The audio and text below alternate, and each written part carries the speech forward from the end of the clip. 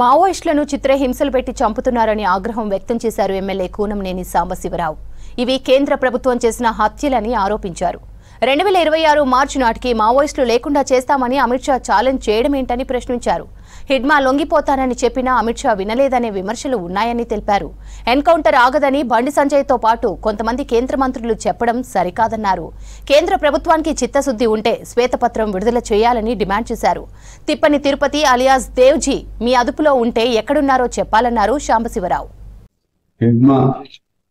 అలాగే ఆయన భార్య మరొక నలుగురిని క్రూరంగా హత్య చేసినట్లుగా వార్తలు వస్తున్నాయి.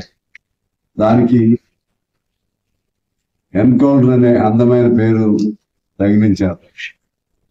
ఇవాళ బీజేపీ నాయకులు కూడా ఒకరిద్దరు ఈ ఎన్కౌంటర్ కొనసాగుతూనే ఉంటుంది అని చెప్పారు. అదేవిధంగా పరస్పర కాల్పులు కాకుండా ఏకపక్షంగా చంపుతున్నటువంటి ఈ ఎన్కౌంటర్ ఇవి ఓటిక ఎన్కౌంటర్గా ఫేక్ ఎన్కౌంటర్గా మేము భావిస్తా ఉన్నాం.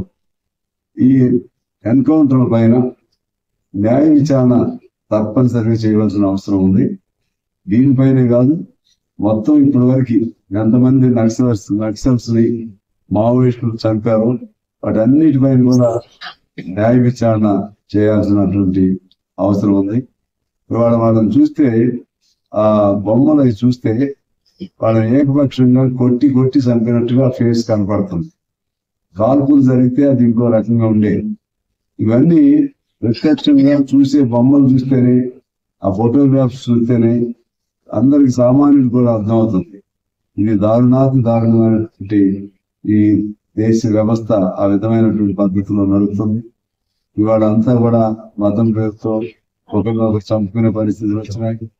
అలాగే ఇంకా ఈ పద్ధతుల్లో మావోయిస్టుల పేరుతో దాడులు, పరస్పర దాడులు జరుగుతున్నాయి. మావోయిస్టులు తప్పు చేసినా నేనేమి అంగీకరించను. వారిపైన కూడా మీరు చట్ట ప్రకారం చర్యలు తీసుకోండి.